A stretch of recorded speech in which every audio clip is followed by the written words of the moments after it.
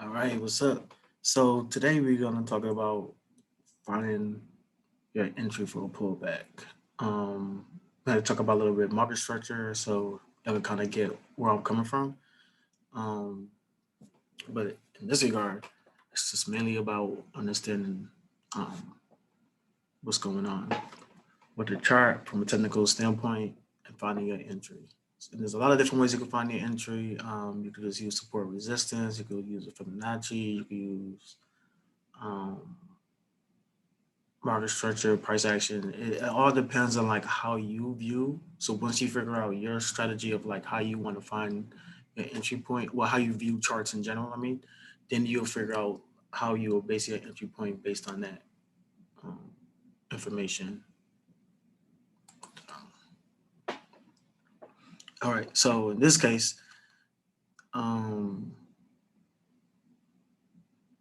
T TMO Thermo Fisher is probably is what I would say is it's in a good area to think about getting in. It'll probably still drop a little bit more, but it's a good area to think about getting in. Um, so different ways you could think about using a lot of strategy to find your pullback entry, and I'm just gonna go over some broad ways of how I know some people do it.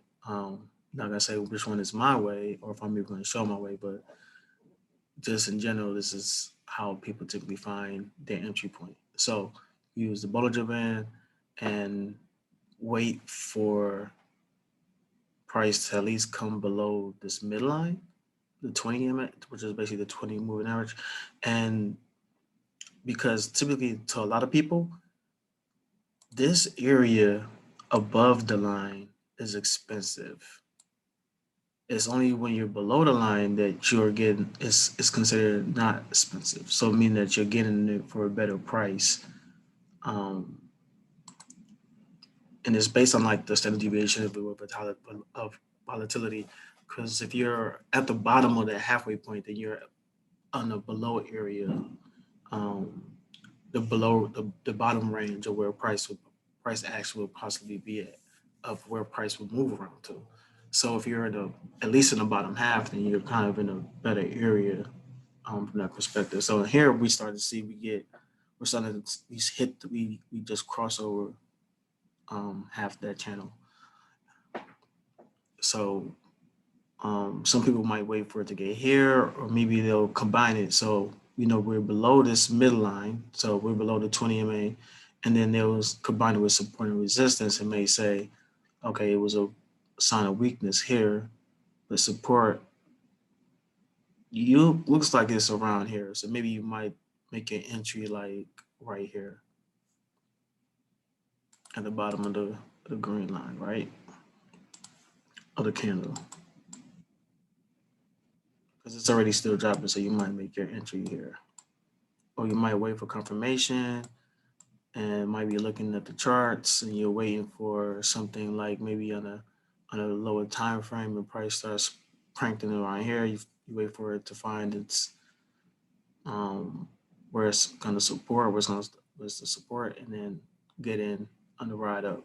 So it's a lot of ways you could probably do it. Another ways you could possibly be thinking about finding your entry point is by setting up using EMAs. Let me get rid of this.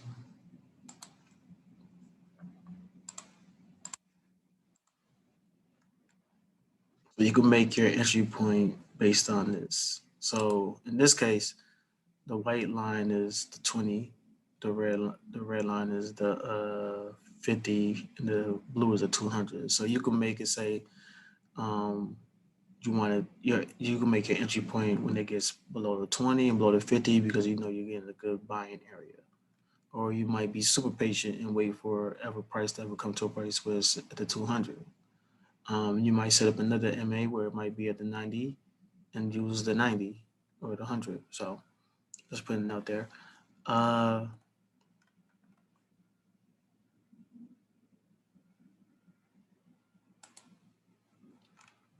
and then you might just use the naked chart. You might just use a naked chart, use price action, and then just create your support and resistance from the highest point lowest points.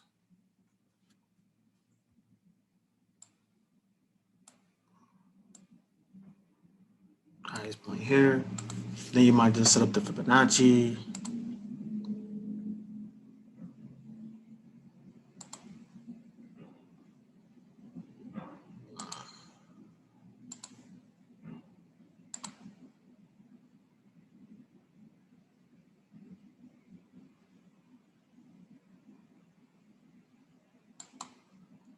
And you might say, okay, you could have been just looking at the chart anytime soon and say, okay, I'm gonna wait for a price. I'm gonna make this my entry point because it hits a 23 level. Or you might say, you might even do a Fibonacci within the Fibonacci and do some and try to be a little bit more fancier.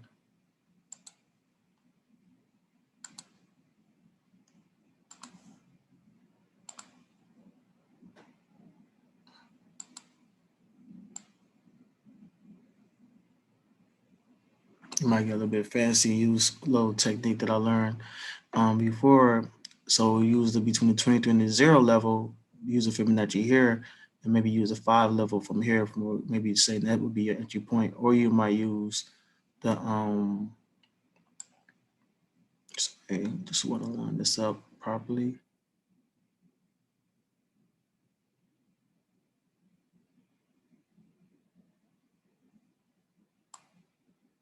So you might say, okay, you might use your entry point on this side would be the 78.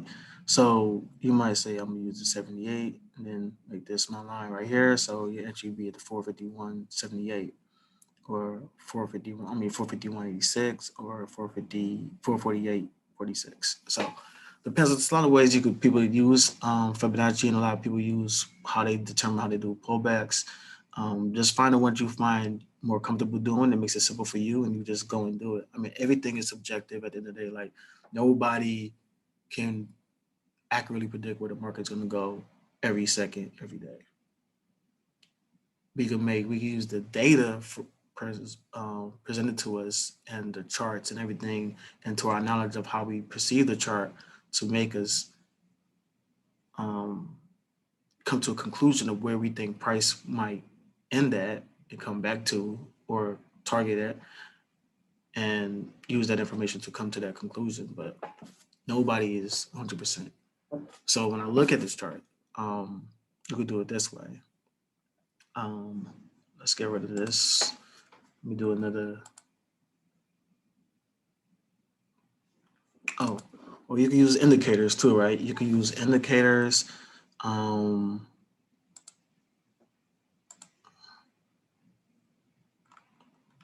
so you might say, you know what, my indicators aren't lined up. You know, you might want to buy a signal here, buy a signal here, buy a signal on an overbought area here, and a signal to buy here. And this is volatility. So you probably want a volatility. This is a volatility indicator. So you might say, I don't want to buy when it's orange or red. I only want to buy when it's blue. My volatility is low. So you might say, I can't get in at this moment at all, anytime at the moment, because it's all dark orange on a daily time frame. Um,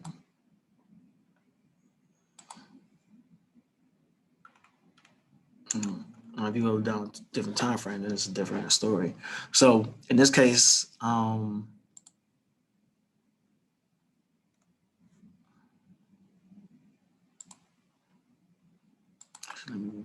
so in this case, you wouldn't even get in now because your indicators don't line up to tell you to get in the position. Uh, so let's look at another. I know everybody loved the arc. So volatility is low, so this will tell you. So you got the IV low, but you don't have signals here to get in for a buy. This is your signal for a sell. This is oversold. Of course, this trending the oscillator, so we're trending upwards, but look like it's about to start slowing down. Of course, dark blue bullish coming down, moving sideways. So this will tell you that you don't get it for a buy at all. Um, Again, if you use the Bollinger Band, I mean, let's go backwards a bit. If you use the EMAs, this will tell you that this isn't either ready for a buy either, because you might say, I need this to go below the 20, I need this to go below the 50. Or you might say, I won't get in until it reaches the 50. So this isn't a good opportunity to get in back for a buy. Um, Maybe you might use a combination of the emails with this, but like I said, none of these signal a buy, so you still don't get in. Um, if you use support and resistance, then support line will probably be like right here. So you waiting for price to come all the way back here, but that's not really more realistic. So you might want to break down the time frames a little bit more to find out where price found some type of support level. Hold on.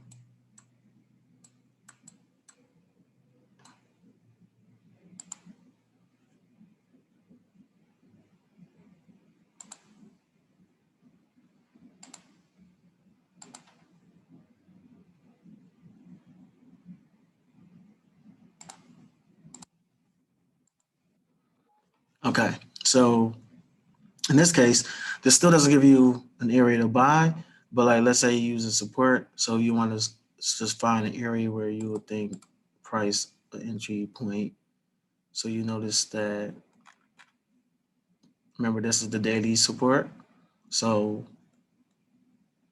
you're trying to find an area where you think price was. So this was a busy area here. You might create levels. So then you might say, okay, this looks like this was a big buying opportunity. It bought back here. This was a gap it filled.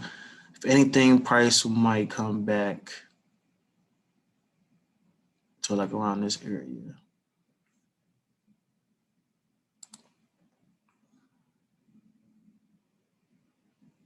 Mm.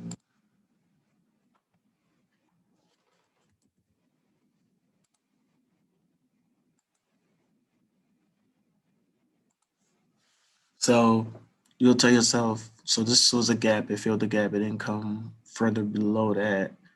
So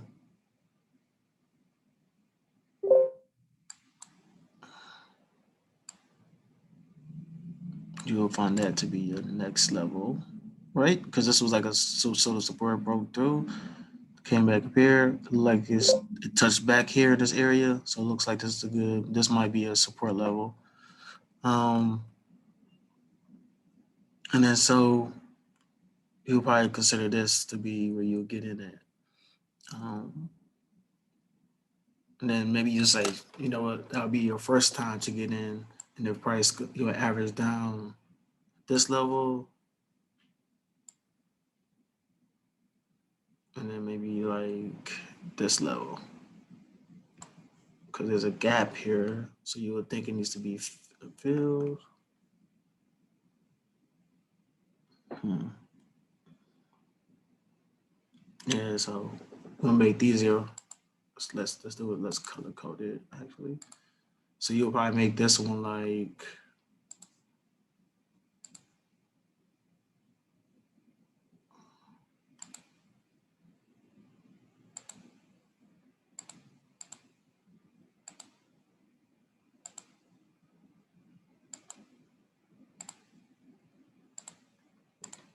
right? So this will be the first time you get in, average down, average down. And then if you had a stop loss, you might set it here or something. So that would be like how you might determine your levels to get in at. Another way you could possibly do this, right, is again with the Fibonacci. You might keep this on a daily.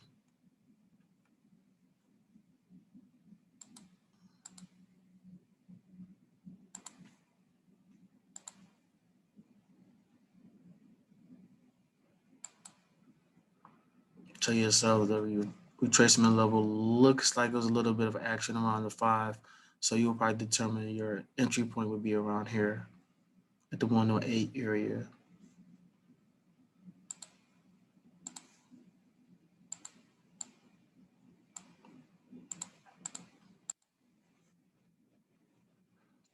Again, then you could still make this different levels, right? Say this would be the level that you will probably get in at, and then if it actually keeps dropping, then you average down when it gets right here. You know, that's how you could do it. So it's a lot of different ways you could use find your pullback area where you want to get in at.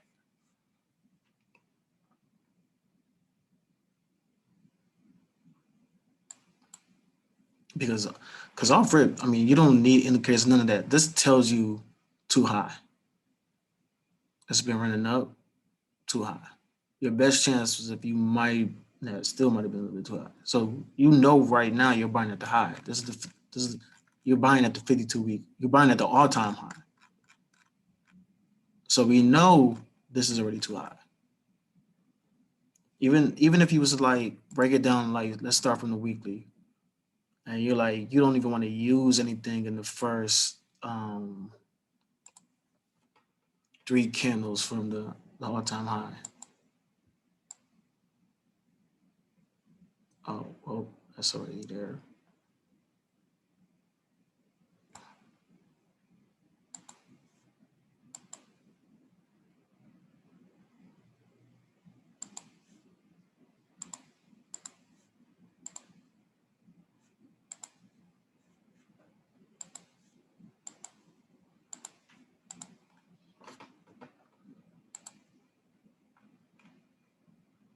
So you tell yourself you're not even gonna get anywhere here at this level. You're not gonna get here. You're not gonna get in here either. You're gonna wait. You're gonna be patient and see if price ever come here.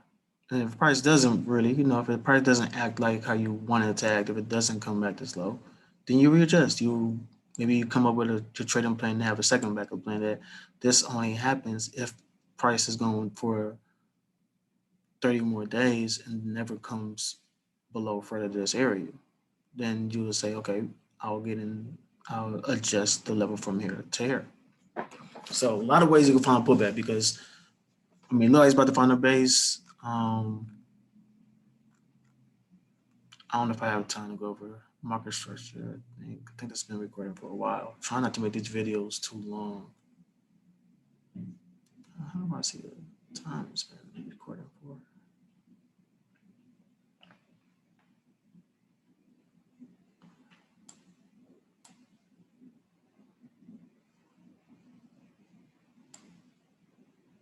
Okay. So these are just ways you can find pullbacks. Again, you can use this level with the EMAs.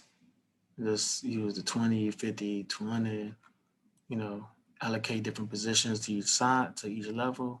So there's ways you can find how you want to do this.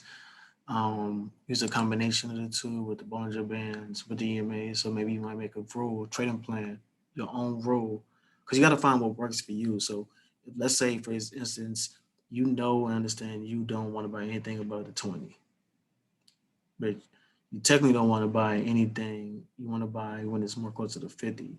So you wait for the Bollinger Band to seem maybe to not be as contracted, maybe to come a little bit smaller like this, and then you want for price to at least come to the 50 line, and then that'll be how you can determine how you decide to get in for an entry, because if when the Bollinger Band is contracted like this, that means the volatility is pretty wide, right? So you'll want Bollinger Band to squeeze and then decide that this would be a point, like this would have been a point for you that you could have got in at this level right here, right? You squeeze, and if price was down in this area, then you'll get in. Same thing here. Like this is a perfect example. It's squeezed. It's below the 20. It's near the 50. Good entry point to get in. So it's a lot of different ways you come and just decide. You just gotta find the one that works for you. Find what makes sense to you, how you like it. Can you visualize on the chart easily? Because you should know as soon as you get into a chart, you should know as soon as you look at a chart, like bam, I already know where I want to get in at. So hope this is pretty helpful. Um, Hope you're getting a lot of value from this.